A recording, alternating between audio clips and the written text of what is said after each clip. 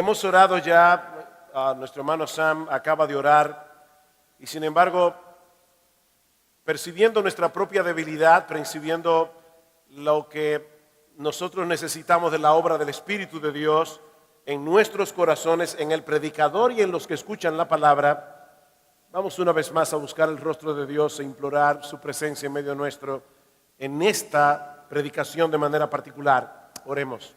Padre, queremos darte muchas gracias por darnos la oportunidad de estar aquí hoy. Gracias por darnos el privilegio de predicar tu palabra. Te rogamos, oh Señor, que esta haga una obra poderosa en el corazón de cada uno, conforme a la necesidad de cada uno, porque te lo suplicamos en el precioso nombre de nuestro gran Dios y Salvador Jesucristo. Amén y amén. En el Evangelio de Juan, en Juan capítulo 10, versículo 10, el Señor Jesucristo es presentado como el buen pastor que vino a dar su vida por las ovejas para que nosotros tengamos vida y vida en abundancia. Y esa palabra en particular, vida en abundancia, significa literalmente excepcional, significa mejor de lo que yo esperaba. La vida que Cristo nos ofrece en el Evangelio no es un pasaje gratis al reino de los cielos, no es una póliza de seguro. Él vino a satisfacer aquí y ahora no las necesidades que nosotros creemos tener, sino las necesidades que realmente tenemos. Cristo vino a darnos vida y vida en abundancia. Él vino a darnos perdón y libertad del pecado para que nosotros podamos ser reconciliados con Dios. Él vino a dar sentido, propósito, trascendencia a nuestra vida. Él vino a darnos seguridad, consuelo, gozo, contentamiento. Él dio su vida en una cruz para que nosotros pudiéramos experimentar esa clase de vida. Por supuesto, mis hermanos, de más está decir que esto no significa que los cristianos estemos ajenos a los inconvenientes de vivir en un mundo dañado por el pecado, o que nosotros debamos ir por la vida cantando "Because I'm happy" o algo por el estilo. No, la vida cristiana de este lado de la eternidad es perfectamente compatible con el dolor. Es compatible con la tristeza que nosotros experimentamos en este cuerpo de muerte, porque mis hermanos, todavía nosotros no hemos llegado a nuestro reposo final. Mis hermanos, hay un solo cielo, y por si no te habías enterado, no se encuentra aquí en México, ni en República Dominicana, ni en ningún lugar de este planeta. De manera que experimentar la vida abundante que Cristo vino a ofrecer no significa que todos los cristianos viven en salud o que tienen abundancia material, ajenos a las luchas, a las angustias, a las frustraciones que son comunes a todos los hombres. No, nosotros podemos tener gozo, contentamiento, esperanza en medio del dolor y la aflicción, porque nosotros tenemos un Padre en los cielos que cuida de nosotros, y que todas las cosas que Él decreta para nuestras vidas son para su gloria y son para nuestro bien, aunque nosotros no la entendamos. Cristo vino a darnos vida y vida en abundancia. Sin embargo, mis hermanos, y siendo bien honestos, debemos reconocer que hay muchas personas que profesan ser cristianas que no parecen estar disfrutando de esa vida abundante que el Señor promete dar a los que creen. De hecho, más bien dan la impresión de que su cristianismo es una carga difícil de soportar, y nos preguntamos ¿por qué? ¿Cuál es el problema de este tipo de personas? Bueno, es posible, por un lado, que en el caso de algunos el problema sea una falsa profesión de fe. Es decir, son personas que creen pero no creen. En Mateo capítulo 7, versículo 21 al 23, el Señor Jesucristo dice: de cierto os digo que en el día del juicio no todo el que me dice Señor, Señor entrará en el reino de los cielos, sino aquel que hace la voluntad de mi Padre que está en los cielos. En aquel día muchos me dirán: Señor, Señor, en tu nombre no profetizamos, en tu nombre no echamos fuera demonios, en tu nombre no hicimos milagros. Y entonces les declararé: yo nunca os conocí, apartaos de mí, hacedores de maldad. Eran personas que estaban en la iglesia, eran personas que estaban haciendo cosas extraordinarias, no en el nombre de Mahoma, no en el nombre de Buda, en el nombre de Cristo, y no eran cristianos. En primera de Juan capítulo 2 versículo 19 dice: salieron de nosotros porque no eran de nosotros, pues si hubieran sido de nosotros habrían permanecido con nosotros, pero salieron para que se manifestara que no todos son de nosotros. Así que aquí no estamos hablando de cristianos que se descarriaron, estamos hablando de personas que nunca estuvieron en el carril, aunque creían que eran cristianas. Pero es posible que otros sean verdaderos creyentes, que estén atravesando por un periodo de frialdad y de decadencia espiritual. ¿Y saben qué es lo triste de esto, hermanos? Que muchos creyentes pueden estar pasando por esa situación sin haberse dado cuenta siquiera. Y eso fue lo que sucedió con la que algunos consideran la primera mega iglesia del primer siglo en la ciudad de Éfeso. Y yo quiero tomar este caso como punto de partida para analizar el problema de la tibieza espiritual. Esta iglesia no solo fue fundada por el apóstol Pablo, sino que fue pastoreada por el apóstol en sus primeros 3 años de existencia. ¿Y de qué manera? En Hechos capítulo 20, versículo 20, el mismo Pablo dice que él no limitó su ministerio a la predicación pública de la palabra, sino que él también se dedicó a visitar a cada hermano, a cada miembro de esta iglesia, casa por casa. ¿Tú te imaginas lo que debe haber sido tener al apóstol Pablo sentado en la sala de tu casa, dispuesto a responder cualquier pregunta, cualquier inquietud bíblica o teológica que tú hubieras tenido? Eso sería fantástico. Pablo, ¿a qué tú te referías en 1 Tesalonicenses cuando hablas del hombre de pecado, el hijo de perdición? ¿Cómo es eso del anticristo? ¿Cómo es eso de la segunda venida de Cristo? ¿Cómo es que el hombre es responsable y Dios es soberano? ¿Tú me lo puedes explicar, Pablo? Sería fantástico tener a Pablo de pastor. 3 años estuvo Pablo pastoreando a estos hermanos, y poco tiempo después de su partida le envió a Timoteo, su hijo en la fe, su hombre de confianza. Y no conforme con eso, Pablo también les escribió una de las cartas más profundas del Nuevo Testamento, teológicamente hablando. ¿A qué cristiano no le hubiera gustado pertenecer a una iglesia como la iglesia de Éfeso? Sin embargo, unos 30 años más tarde, el Señor Jesucristo tuvo que enviarle una carta a esta iglesia. Vamos a llamarle Segunda de Éfeso. Una carta que se encuentra en el capítulo 2 del libro de Apocalipsis. Y Dios, nuestro Señor, reconoce al enviar esta carta el dinamismo, el celo doctrinal que siempre había caracterizado a estos hermanos, pero al mismo tiempo incluye en la carta una fuerte reprensión. Apocalipsis capítulo 2.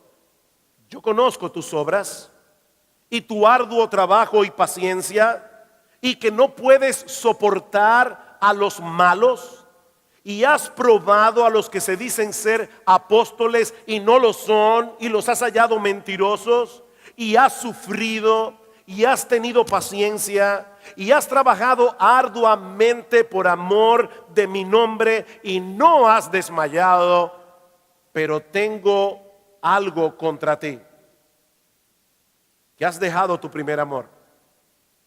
Recuerda por tanto de dónde has caído y arrepiéntete y haz las primeras obras, pues si no, vendré pronto a ti y quitaré tu candelero de su lugar si no te hubieres arrepentido. Estos hermanos seguían activamente involucrados en un montón de cosas. Era una iglesia llena de actividades. Si cualquiera de nosotros hubiera visitado la iglesia en Éfeso, habríamos dicho, wow, esta es una iglesia que está viva. Esta es una iglesia que tiene que tener el agrado del Señor. Pero esa no fue la evaluación de Cristo. Ellos habían quitado a Cristo del centro de sus afectos.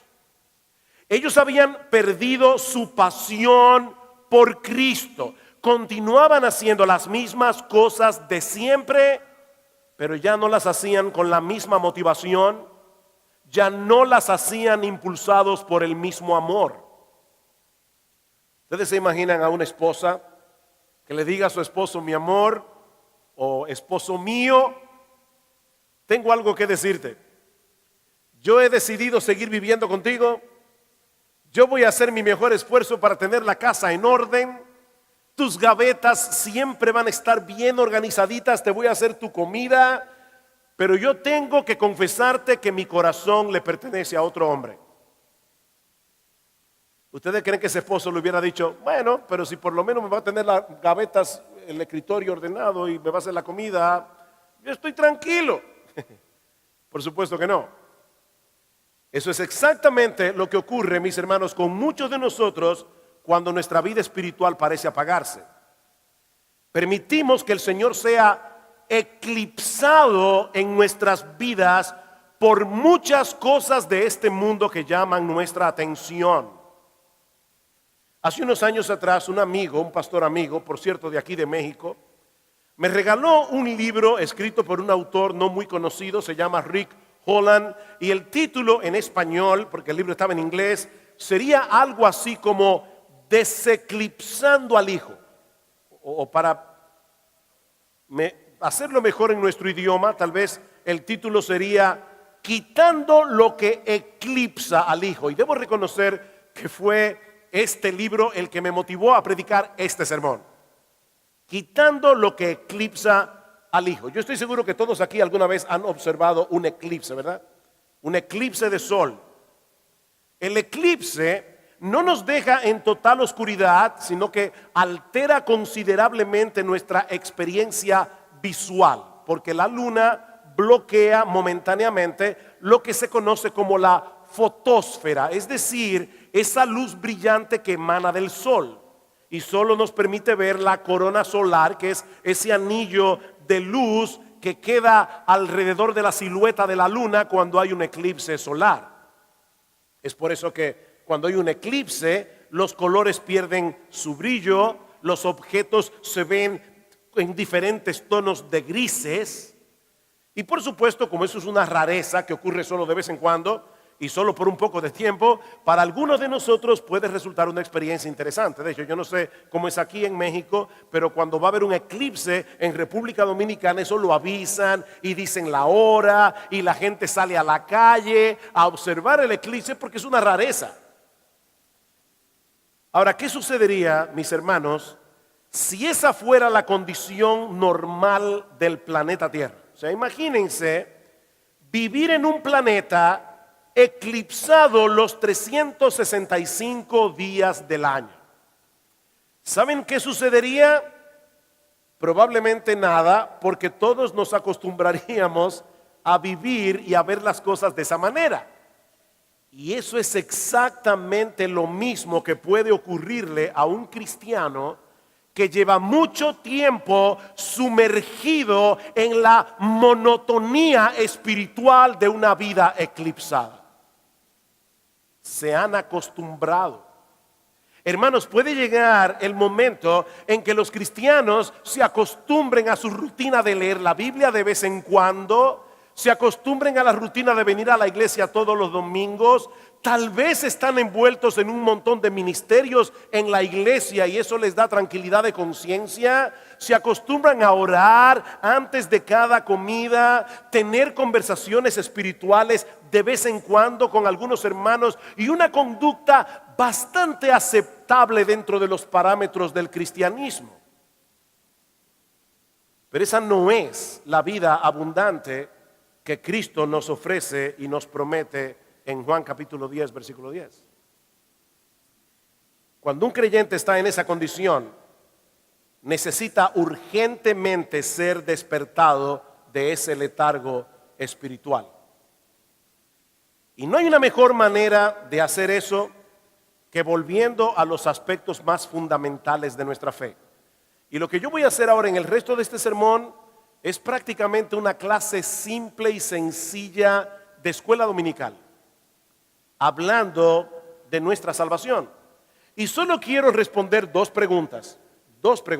En el resto de la conferencia vamos a seguir desarrollando este tema, pero ahora yo solo quiero responder dos preguntas. La primera es, ¿de qué tú fuiste salvado? ¿De qué nosotros fuimos salvados? Imagínate que alguien te pidiera que le explicaras por qué es tan relevante y tan extraordinario el mensaje del Evangelio. ¿Cuál sería tu respuesta? Estás en la universidad, en el trabajo, se te acerca un compañero y te dice, tú me hablas de Cristo como el Salvador, pero yo no tengo claro de qué peligro es del que yo tengo que ser salvado. O como dice alguien, ustedes han oído esta frase, ¿verdad? Cristo es la respuesta. ¿Han oído eso? Alguien decía, bueno, si Cristo es la respuesta, ¿cuál es la pregunta? Porque decimos, Cristo es la respuesta ¿de qué? Cristo es el Salvador. ¿El Salvador de qué? ¿De qué vino Cristo a salvarnos? Ahora, mis hermanos, es extremadamente importante que nos detengamos a pensar en esto.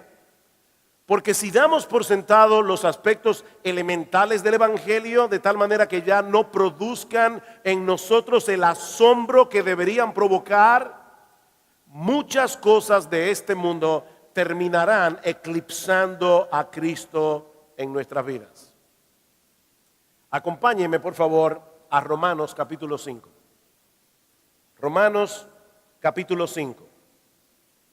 Vamos a leer los versículos 6 al 11. Ahora, al leer este pasaje, yo quiero pedirles a ustedes que hagan un ejercicio. Yo quiero que ustedes se imaginen que hoy tú has traído a la iglesia a un amigo tuyo que nunca ha escuchado el Evangelio, pero que gentilmente aceptó tu invitación y ahora mismo, esta tarde, está sentado al lado tuyo escuchando este mensaje. ¿Saben que algo interesante ocurre cuando venimos a la iglesia con un invitado? Y es que sin darnos cuenta comenzamos a oír el culto con los oídos de él. ¿Le han pasado eso? Que uno comienza a imaginarse cómo tu amigo está oyendo el culto y de repente todo te parece nuevo porque tú lo estás oyendo no solo con tus oídos, sino que lo estás oyendo con los oídos de tu invitado. Bueno, eso es precisamente lo que yo quisiera que te pasara en este momento mientras leemos este conocido pasaje de Romanos capítulo 5. Pablo dice en el versículo 6, porque Cristo, cuando aún éramos débiles, a su tiempo murió por los impíos.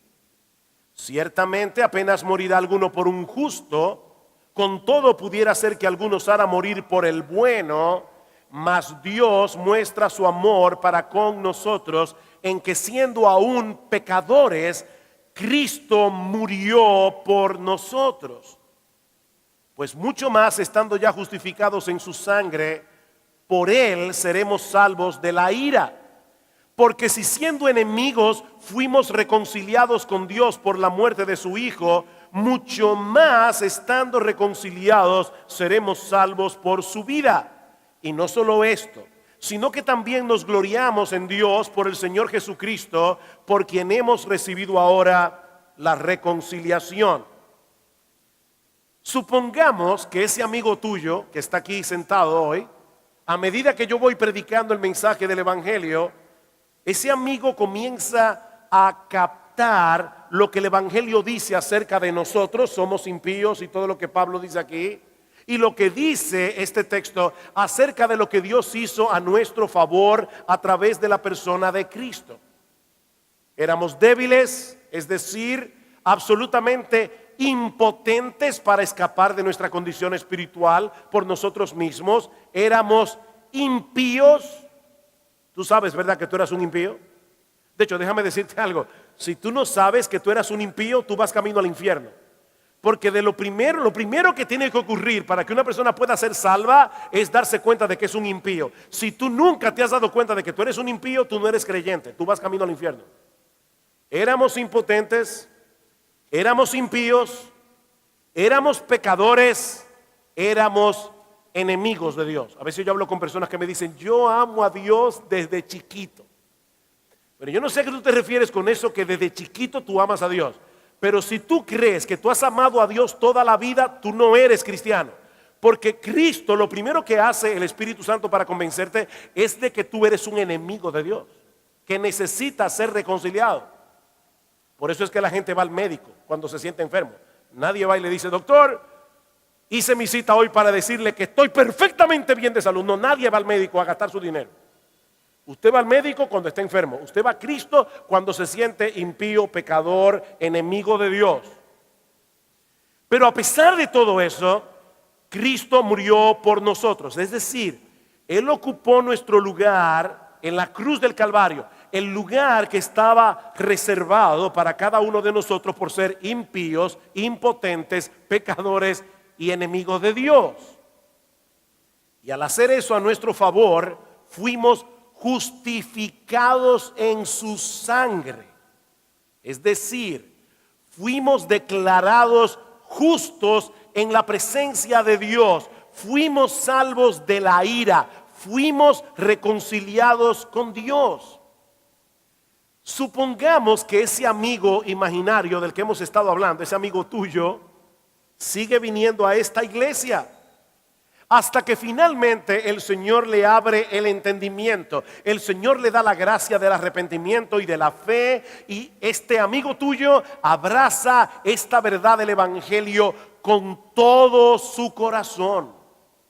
Y poco a poco esta persona va adquiriendo una comprensión cada vez más clara de todo lo que implicó su salvación, de lo horrible que era su pecado, del infierno que él merecía por haberse rebelado contra Dios, del Espíritu Santo que ahora mora en él y de un montón de cosas más.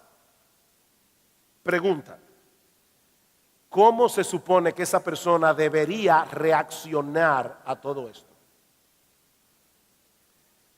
Pedro nos dice en su primera carta que los ángeles miran desde el cielo con asombro todas las cosas relacionadas con el Evangelio. Primera de Pedro 1:12.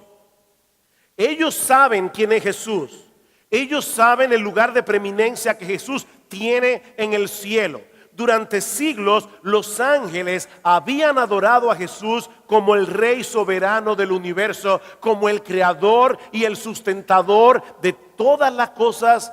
Ahora imagínense, mis hermanos, la reacción de los ángeles viendo la segunda persona de la Trinidad nacer como un bebé en la pequeña y oscura aldea de Belén. Imagínense a los ángeles viendo al Rey de Gloria sometido a las leyes de crecimiento como cualquier otro ser humano. Imagínense a los ángeles contemplando desde el cielo cómo Jesús hacía milagros extraordinarios durante su ministerio, cómo él enseñaba su palabra como nadie lo había hecho jamás, y viendo al mismo tiempo a la mayoría de la gente a su alrededor no teniendo la menor idea de que ellos estaban delante de la segunda persona de la Trinidad encarnada.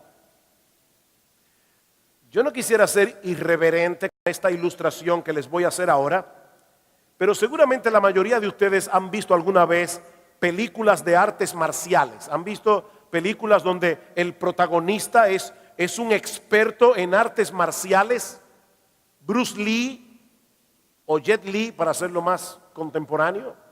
Pero el individuo parece por fuera una persona común y corriente.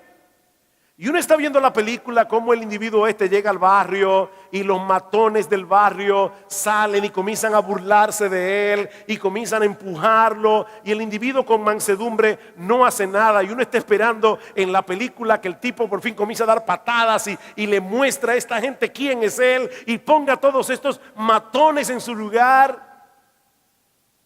Bueno, mis hermanos, guardando la distancia entre una cosa y la otra, ustedes se imaginan a los ángeles contemplando desde el cielo al Todopoderoso, al Creador de los cielos y de la tierra, caminando por las calles de Galilea, recibiendo el desprecio de los líderes religiosos de Israel, que estaban supuestos a guiar a la gente del pueblo hacia Él como el Mesías? Traten de visualizar a los ángeles mudos de asombro al ver a Cristo ser arrestado como un criminal, al ver a Cristo burlado, golpeado, escupido y luego clavado en una cruz. Ellos sabían que Jesús podía pedirle al Padre más de 12 legiones de ángeles. ¿Recuerdan eso?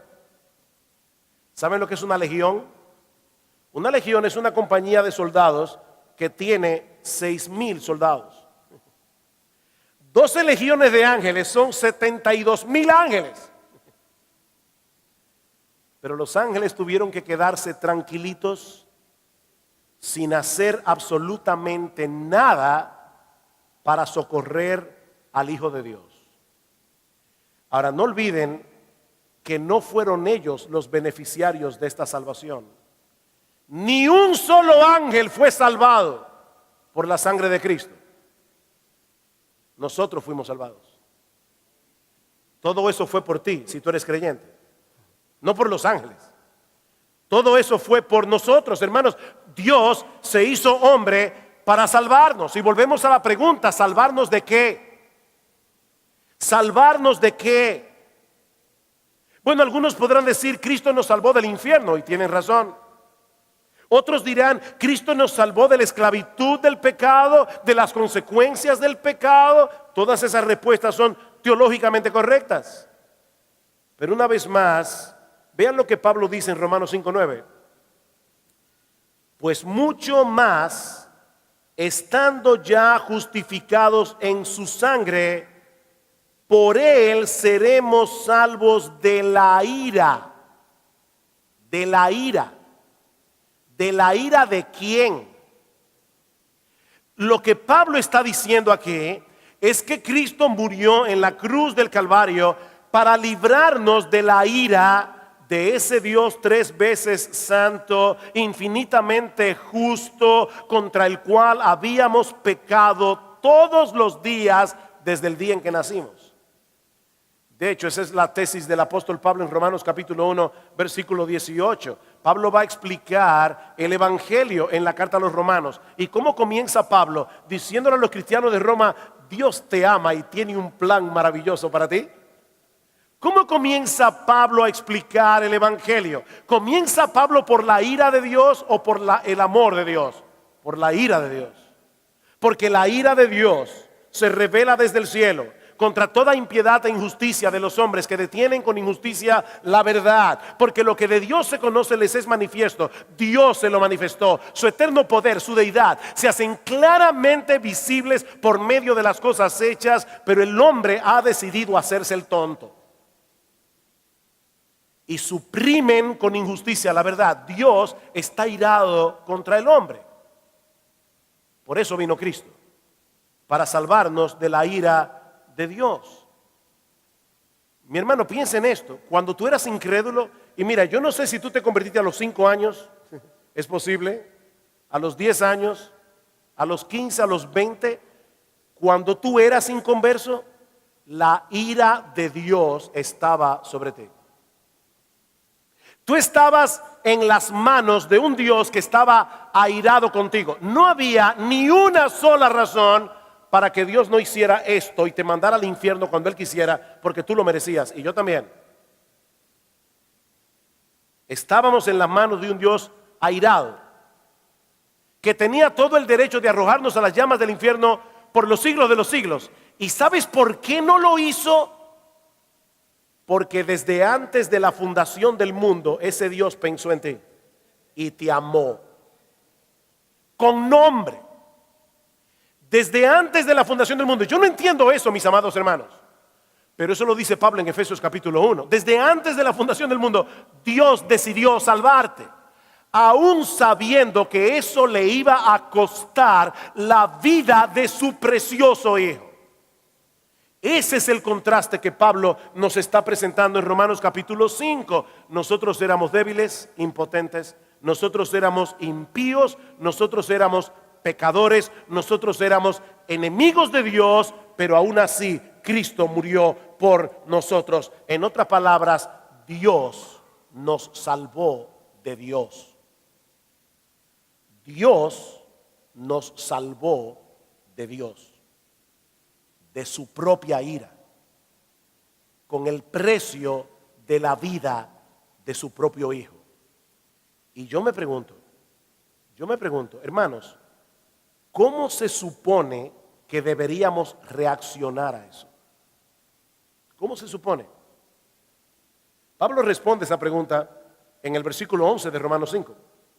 Pablo dice, y no solo esto, sino que también nos gloriamos en Dios por el Señor nuestro Jesucristo, por quien hemos recibido ahora la reconciliación. La palabra griega que en nuestras Biblias se traduce como gloriarse significa literalmente ser abrumado de gozo.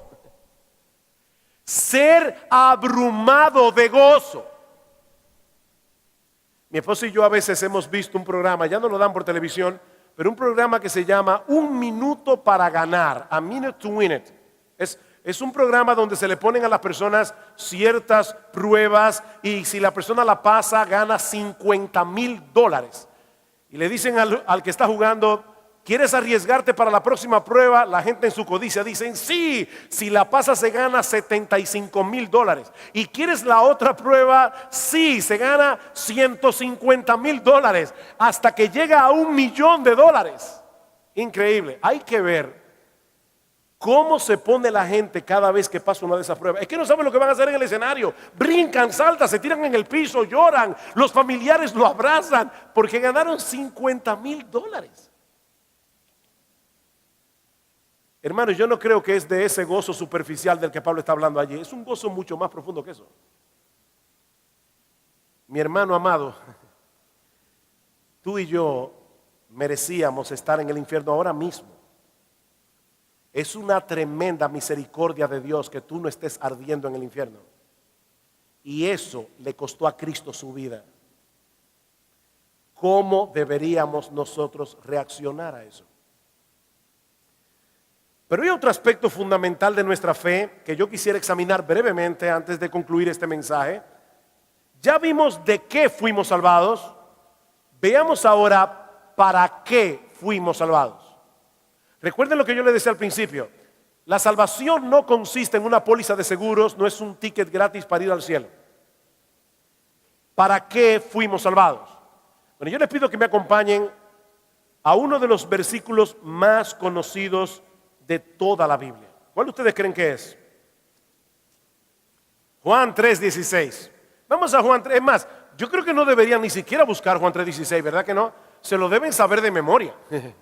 Todo cristiano verdadero que tenga más de una semana en la fe se sabe Juan 3:16. Ok, ese texto dice, Juan 3:16, porque de tal manera amó Dios al mundo que ha dado a su Hijo unigénito para que todo aquel que cree en Él no vaya al infierno. No. Para que todo aquel que cree en Él vaya al cielo. No. Para que todo aquel que en Él cree no se pierda, mas tenga vida eterna. Esa es la promesa. Así que todos los que están aquí en Cristo, que han venido a Cristo en arrepentimiento y fe, confiando únicamente en la obra redentora y salvadora de Cristo, tienen vida eterna. Ahora, ¿qué tipo de vida es esta? Bueno, alguien pudiera pensar, bueno, la respuesta es sencilla, tener vida es lo contrario a estar muerto. Y eterno es algo que no se acaba nunca. Así que tener vida eterna es tener una vida que no se acabará jamás. Es vivir por los siglos de los siglos. Es decir, que Juan 3:16 le promete a todos los que crean en Cristo que nunca van a morir. ¿Es eso lo que el Evangelio ofrece? ¿Una vida que no terminará jamás? Yo no creo. Acompáñenme a Juan 17. Evangelio de Juan, capítulo 17. El Señor Jesucristo está orando aquí por los discípulos. Él se va a los cielos. Él está encomendando a los suyos al cuidado protector del Padre. Y en ese contexto le dice a Dios en el versículo 3: y esta es la vida eterna, que te conozcan a ti, el único Dios verdadero, y a Jesucristo, a quien has enviado. La palabra conocimiento que se usa aquí apunta hacia una relación experimental con alguien, no meramente tener información acerca de alguien.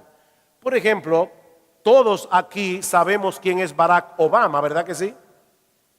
Pero aquí nadie seguramente conoce personalmente a Barack Obama. Si tú tuvieras un problema, yo dudo que Barack Obama haga nada por ti, porque tú no lo conoces, ni yo tampoco. Pero no es de ese tipo de conocimiento. Lo que Jesús está diciendo aquí es que la vida eterna consiste en poder experimentar una relación personal, íntima, constante con el Padre y con el Hijo. No se trata de una vida que no acaba nunca, sino de poder disfrutar el mismo tipo de relación que disfrutan entre sí las tres personas de la Trinidad. ¿Tú oíste eso? Cristo murió en la cruz del Calvario para que tú y yo podamos tener con Dios el mismo tipo de relación que disfrutan el Padre, el Hijo y el Espíritu Santo en los cielos. Unos capítulos antes, en Juan capítulo 14, escuchen lo que dice el Señor, versículo 20. En aquel día vosotros conoceréis que yo estoy en mi Padre, y vosotros en mí, y yo en vosotros. Versículo 23, respondió Jesús: el que me ama, mi palabra guardará, y mi Padre le amará, y vendremos a él, y haremos morada con él. ¿Ustedes recuerdan cómo comienza Juan capítulo 14? Los discípulos estaban tristes porque Cristo dice: yo me voy, y ustedes no me pueden seguir ahora, pero no se pongan tristes, dice el Señor, no se turbe vuestro corazón. ¿Creéis en Dios? Creed también en mí. En la casa de mi Padre muchas moradas hay. ¿Recuerdan eso? Ahora Cristo está diciendo: por causa de la unión que ustedes tienen conmigo y que yo tengo con el Padre, si tú crees en mí, en lo que llegas al cielo, yo voy a traer al cielo a tu corazón. Porque el cielo es el cielo simplemente porque Cristo está allí. El cielo es el cielo porque Dios está allí. Y Dios está diciendo: si tú crees en Cristo, si tú realmente te arrepientes de tu pecado, si vienes a Él en fe, tu vida será unida a Él de tal manera que el Dios Trino vendrá a morar en tu corazón. Si tú eres cristiano, tú tienes la morada de Dios adentro de ti. Eso es impresionante. Y eso es, mis hermanos, el tipo de vida abundante que Cristo vino a ofrecer. Dice el Señor en Juan capítulo, primera de Juan capítulo 5, versículo 12, el que tiene al Hijo tiene la vida. El que no tiene al Hijo de Dios no tiene la vida. Cristo vino a morir en una cruz para recobrar esa bendita comunión que Adán y Eva perdieron en el paraíso.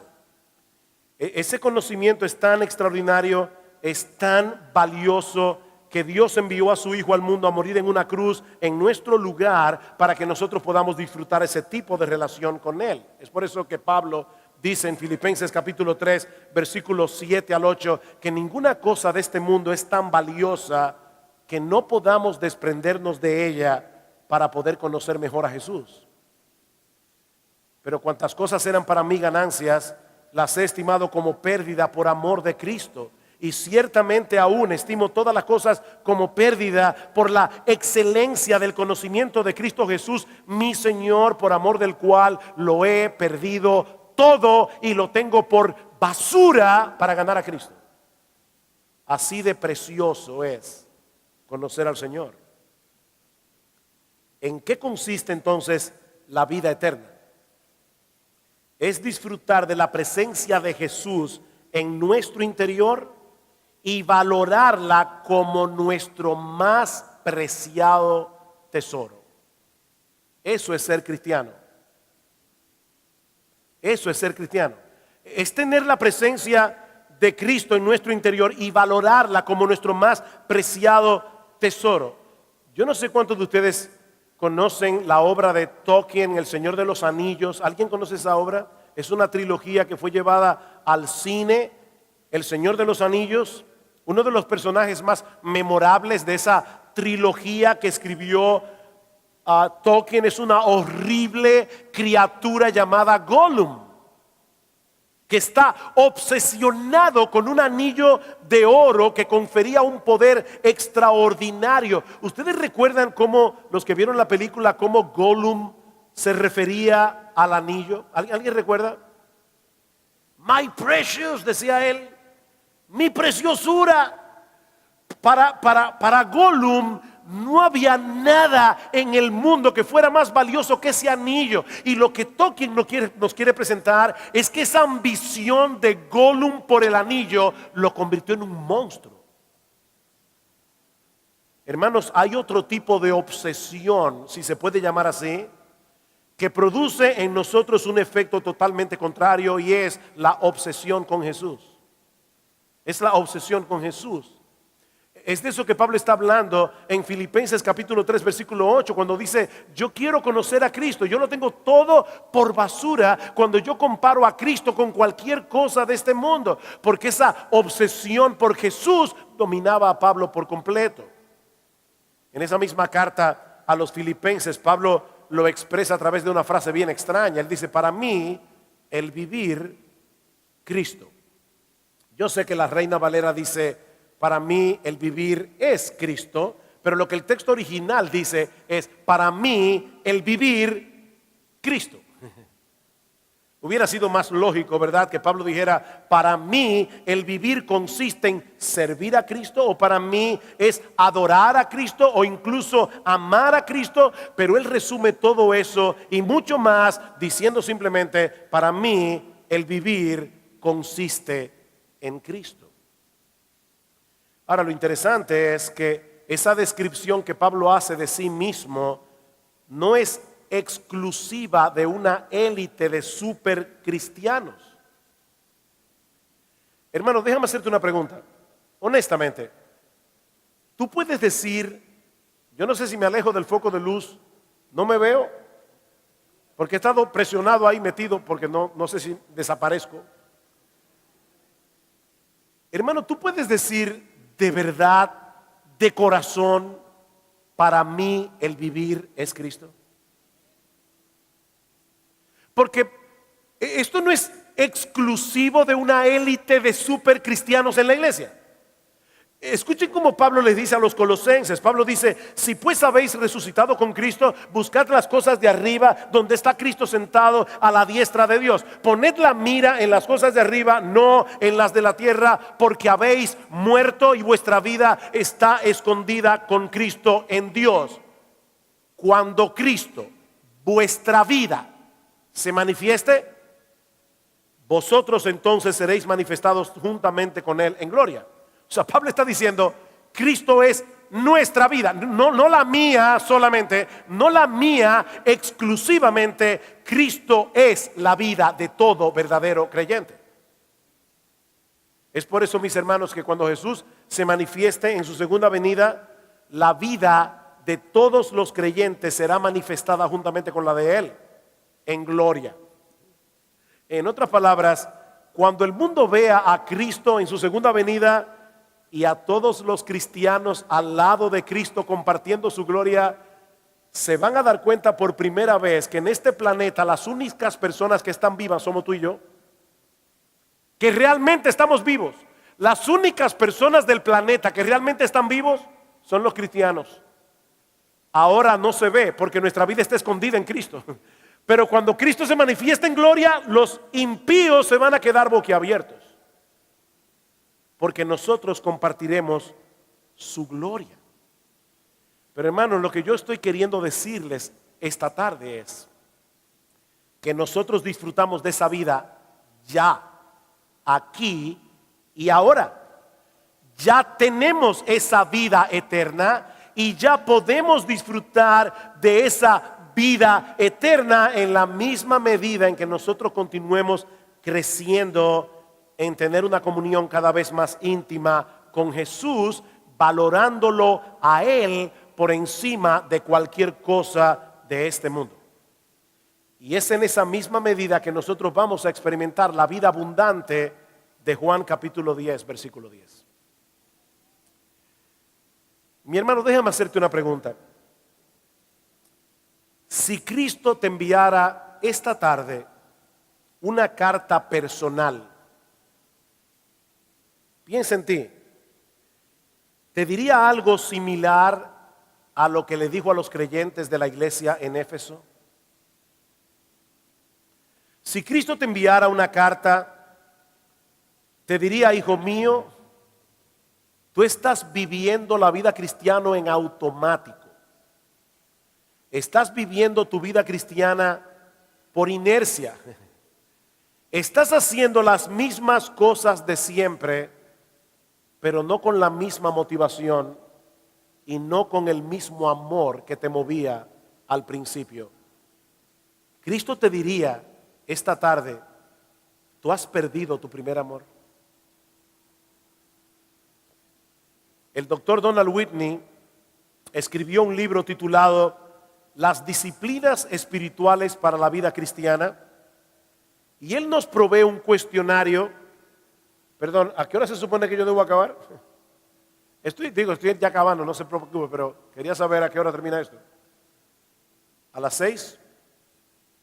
A las 6, bien, no importa, no se preocupen, a las 6 terminamos. Creo yo. En ese libro, Donald Whitney nos provee un cuestionario para que nosotros podamos objetivamente evaluar el estado de nuestra alma delante de Dios. Y solo voy a mencionar, por causa del tiempo, estas preguntas, pero yo espero que puedan ser de gran ayuda para examinarte a ti mismo hoy y a lo largo de esta conferencia. Primera pregunta: ¿sientes todavía sed por Dios? ¿Tú recuerdas como dice el salmista: mi alma tiene sed de Dios, del Dios vivo? ¿Tú tienes hambre de Dios? Porque una de las cosas que uno pierde cuando está enfermo es el apetito. ¿Tú tienes hambre de Dios? Porque cuando una persona está teniendo comunión con Dios, mientras más comunión tiene con Él, más quiere. Hay algo raro ahí, es como una frustración que es buena. Bienaventurados los que tienen hambre de justicia, porque ellos serán saciados. Si tú no tienes hambre, hay problema. Segunda pregunta: ¿tú eres cada vez más gobernado por la palabra de Dios? De tal manera que en ocasiones te sientes tentado a hacer algo y viene a tu mente un versículo de las Escrituras y te frena de hacerlo. Por ejemplo, te acabas de enterar de un chisme bien sabroso y estás loco por decírselo a alguien. Pero entonces recuerdas todos esos textos de la palabra de Dios que te dicen que no debemos hacer eso, que no debemos estar difamando a los demás, que no debemos estar chismeando, que no debemos estar diciéndole a terceros algo que no les compete. Si tu hermano peca contra ti, ve y repréndele estando tú y él solos. Y eso te frena de pecar, aunque estás loco por decirlo. Tercera pregunta: ¿estás creciendo en tu amor por los demás? ¿Te preocupan los demás? 4, ¿estás más sensible que antes a la presencia de Dios en tu vida? De tal manera que cuando tú te postras a orar, No es una comunicación mecánica con Dios donde le decimos siempre las mismas cosas y oramos por las mismas cosas. Es una comunicación, es una comunión real con Dios en oración. Quinta pregunta: ¿estás experimentando una medida creciente de preocupación por las necesidades espirituales y temporales de otros? Sexta pregunta: ¿tú te deleitas en la esposa de Cristo, que es la iglesia? ¿Ustedes saben cuántas personas ahora mismo en el mundo dicen que son cristianas y no pertenecen a ninguna iglesia local? Ellos son agentes libres en el reino de Dios. Ellos se sienten frustrados con la iglesia. Ellos no aman la iglesia. Mi hermano, déjame decirte algo: si tú no amas la iglesia, tú no amas a Cristo. Porque la iglesia es el cuerpo de Cristo. La iglesia es la esposa del Cordero. La iglesia es el cuerpo del Señor. El que no ama a la iglesia no ama a Jesús. Así de simple. Sin embargo, hoy día hay un montón de personas que le dicen a Cristo: mira, Señor, yo contigo hasta el fin del mundo, pero a tu esposa no la soporto. ¿Te deleitas en la esposa de Cristo, que es la iglesia? Séptima pregunta: ¿son las disciplinas espirituales importantes para ti en una medida creciente? Y cuando hablamos aquí de las disciplinas espirituales, estamos hablando de leer la Biblia, meditar la Biblia, memorizar la Biblia, orar, venir a la iglesia, tener comunión con los hermanos, participar de la cena del Señor. Esos son las disciplinas espirituales. ¿Todavía sientes dolor por tu pecado? Cuando tú pecas, ¿sientes la vergüenza de haber ofendido a tu Señor? Novena pregunta: ¿tú eres una persona que perdona rápidamente? ¿Eres una persona que perdona rápidamente? ¿O tú guardas amargura contra personas de la iglesia y contra familiares y contra amigos en tu corazón y no los puedes perdonar? Porque eso es un mal síntoma. Eso quiere decir que tú no estás entendiendo cuán grande es el perdón que Dios te ha otorgado a ti, de pura gracia. Décima pregunta y última: ¿qué tanto anhelas el cielo y estar con Jesús? ¿Qué tanto anhelas el cielo para estar con Jesús? Pablo dice: examinaos a vosotros mismos. Mi hermano, si tú te has dado cuenta en esta predicación de que has estado decayendo espiritualmente, yo quiero darte esperanza en esta tarde. Yo quiero darte esperanza. Así como el Señor reprendió a la iglesia en Éfeso en Apocalipsis capítulo 2, también le da una nota de esperanza. Recuerda, por tanto, de dónde has caído y arrepiéntate. Y haz las primeras obras. Mi amado hermano, mi amada hermana, yo espero que a lo largo de esta conferencia tú no salgas de este lugar como llegaste. Todavía hay lugar para el arrepentimiento. Todavía hay lugar para la restauración. Si en dependencia del Espíritu de Dios te despiertas de ese letargo espiritual en que estás y decides remover de delante de ti todo aquello que esté eclipsando al Hijo en tu vida. Hay algo, hermano, que está bloqueando a Jesús, que está eclipsando a Jesús. Vamos a hablar de eso más adelante en esta conferencia.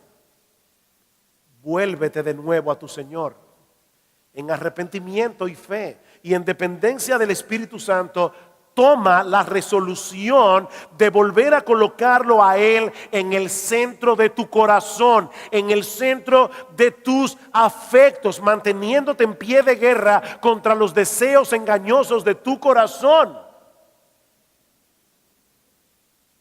Hay un himno tradicional irlandés que resume en forma poética lo que debería ser el anhelo de todo verdadero cristiano. Eso debería ser lo que nosotros le pidiéramos a Dios cada día en oración. Oh Dios de mi alma, sé tú mi visión, nada te aparte de mi corazón. Noche y día pienso yo en ti, y tu presencia es luz para mí. Sabiduría sé tú de mi ser. Quiero a tu lado mi senda correr, como tu hijo.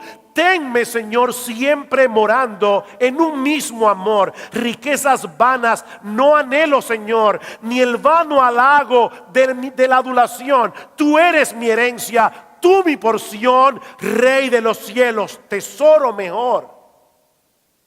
Oh Dios de mi alma, sé tú mi tesoro.